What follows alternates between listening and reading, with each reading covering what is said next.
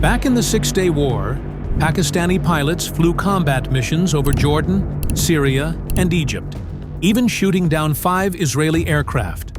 Fast forward to today, and Pakistan is once again calling for a united Muslim-Arab response against Israel, pointing to its war in Gaza and its strikes on multiple sovereign countries. Pakistan says Israel's attacks on 6 different nations since October 7th should be a wake-up call for the Muslim world. Proof that the rogue regime needs to be confronted head-on.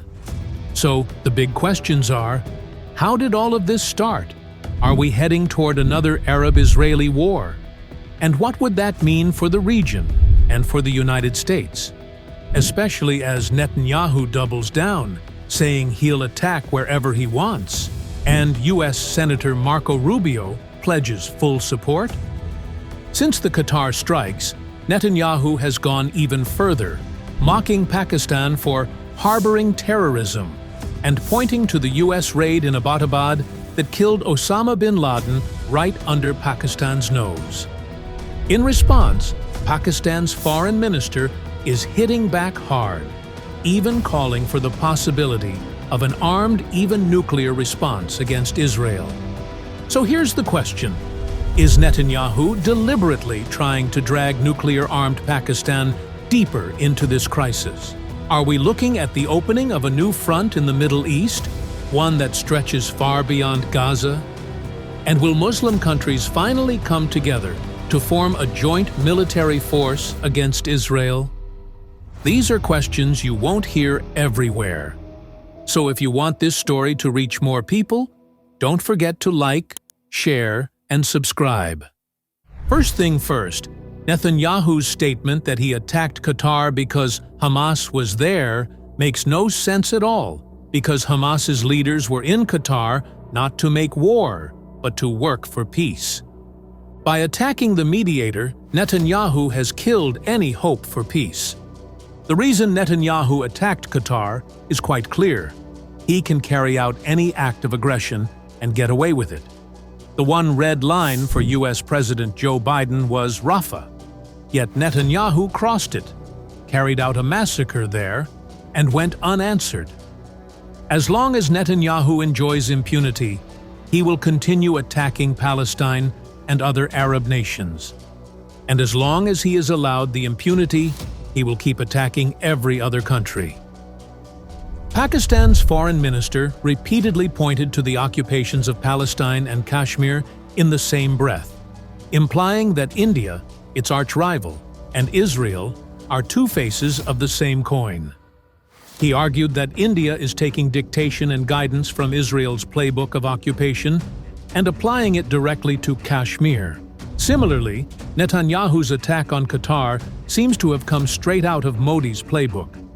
When India launched Operation Sindoor after the Pahalgam attack, it justified striking inside Pakistan as an act of self-defense, the same way Israel framed its assault on Qatar. Yet in both cases, the countries under fire, Pakistan and Qatar, were not escalating the fight, but calling for evidence, dialogue, and even mediation efforts to calm the crisis. Both leaders dismiss international criticism as bias, and both rely on the silence of powerful allies to shield them from consequences. And that's the dangerous pattern right there. Countries that call for dialogue or try to mediate are punished, while those carrying out aggression face little more than words of concern from Washington or Brussels. The message this sends to the region is crystal clear. If you have powerful allies, you can bend or even break international law without consequences. But here's the flip side. This very impunity may be what pushes the Muslim world into a new kind of unity. Pakistan is openly warning of a collective response. Turkey has already condemned the strikes. And even Gulf states that once stayed quiet are starting to rethink their positions. If these governments decide that Israel has crossed too many lines, we could be looking at the birth of a coordinated front, something not seen since the Arab wars of the 20th century. For the United States, this would be a nightmare scenario, Washington wants to contain the war in Gaza, not see it spiral into a regional confrontation. Yet by shielding Israel from accountability, America may be fueling the very coalition it fears most. One that unites Arab and Muslim powers against both Israel and its Western backers. There was another development. At the very moment Muslim leaders were huddling in Doha to condemn Israel's strikes, Washington's top diplomat was standing shoulder to shoulder with Netanyahu in Jerusalem. The timing couldn't have been more deliberate. It signaled that no matter how loud the international criticism gets, the U.S. will publicly back Israel, even when its actions are isolating it from much of the world. Ironically, Marco Rubio criticized other nations for recognizing a Palestinian state at this moment, claiming it could undermine peace talks, especially those tied to hostage negotiations. Meanwhile, his host had just bombed the very negotiations taking place in Doha to secure the release of Israeli hostages, making a mockery of the idea that Israel's actions are helping the peace process.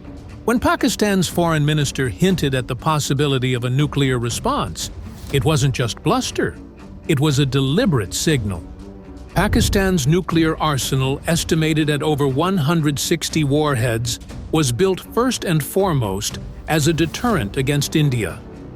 Its entire nuclear doctrine is framed around minimum credible deterrence and what the military calls full-spectrum deterrence, meaning that if Pakistan feels its survival is threatened, no option is off the table. Now here's what makes this so dangerous. For decades, Pakistan's nuclear posture was regional, focused only on South Asia. By even mentioning Israel, Pakistan is expanding the scope of its deterrence doctrine. It's effectively saying, we're ready to project our nuclear threat far beyond our borders if we have to. And history shows us how powerful nuclear signaling can be. During the Cold War, smaller conflicts in Korea, Vietnam, even Cuba nearly spiraled into global catastrophe simply because nuclear powers were indirectly involved. If Pakistan's warnings are taken seriously, Israel is no longer just facing Hezbollah rockets or Houthi drones, it's staring down the specter of a nuclear-armed adversary. But here's the catch. Would Pakistan really risk using its nuclear weapons for Gaza? Or is this mostly about deterrence, about reminding Israel and Washington that there are limits to how far unchecked aggression can go? Because even if no nuclear weapons are ever launched, just the threat of them reshapes the entire strategic map of the Middle East. It raises the stakes from regional war to global crisis. And that's exactly why Netanyahu's escalation is playing with fire. When Israel struck Qatar, it wasn't a one-off. Since October 7th, Israel has carried out attacks in at least 6 different countries: Lebanon, Syria, Iraq, Yemen, Iran, and now Qatar. Each of those strikes may look tactical in isolation, but together they're setting the stage for something far bigger, a multi-front war. Think about it. In Lebanon, Hezbollah has already opened fire across the border. In Syria, Israeli jets strike almost weekly, targeting Iranian bases and weapons depots. In Iraq, militias tied to the Popular Mobilization Forces are vowing retaliation. In Yemen, the Houthis are firing missiles into the Red Sea, dragging global shipping into the conflict. And now, even Qatar, a country that was trying to mediate peace, has been bombed. That's not random chaos. That's a deliberate widening of the battlefield. Netanyahu isn't just fighting Hamas in Gaza. He's sending a message that any country offering support, shelter, or even diplomacy is fair game. But here's the danger with that strategy. The more countries Israel hits, the greater the chance that one of them hits back in a way that spirals out of control. Already, Turkey and Pakistan are threatening consequences. Gulf monarchies like Saudi Arabia and the UAE, which once stayed quiet, are now under pressure from their own populations to act. The Abraham Accords, the U.S. brokered deals meant to normalize ties with Israel are starting to look shakier than ever.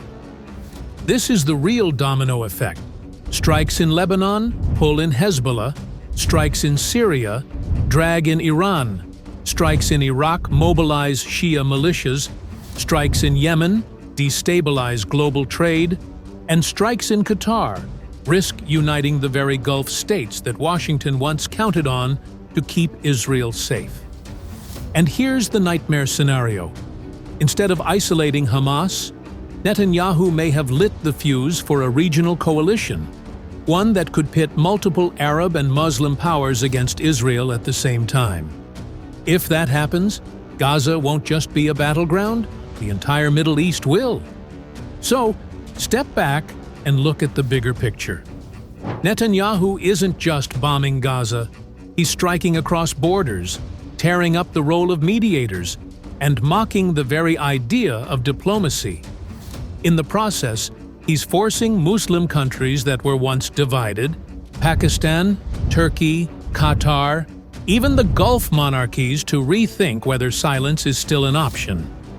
And that's where things get truly dangerous.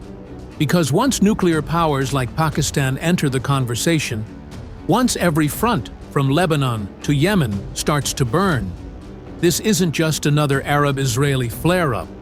This is the beginning of a crisis that could redraw the entire balance of power in the Middle East, and maybe far beyond it. The United States says it wants to contain the war, but by shielding Israel from accountability, Washington may be creating the very coalition it fears most. If Muslim countries decide enough is enough, we could be looking at the first real attempt since the 1970s to form a united military front against Israel. And that leaves us with the final, uncomfortable question. Is Netanyahu pushing so hard, so recklessly, that he's actually building the alliance that could one day challenge Israel's survival itself? Because if that happens, the war won't stop at Gaza. It won't stop at Qatar. It could spread across the region, drawing in nuclear powers, reshaping alliances, and forcing the U.S. into choices it has avoided for decades. So what do you think? Is this the spark of a new Arab-Israeli war? Or even something bigger? Could Pakistan, Turkey, and the Gulf really come together this time? Or will Netanyahu's gamble pay off, with America standing guard no matter the cost? Drop your thoughts in the comments, I'll be reading them. And don't forget, the next video will dive deep into whether the US can actually stop Israel anymore, or whether Washington has already lost control.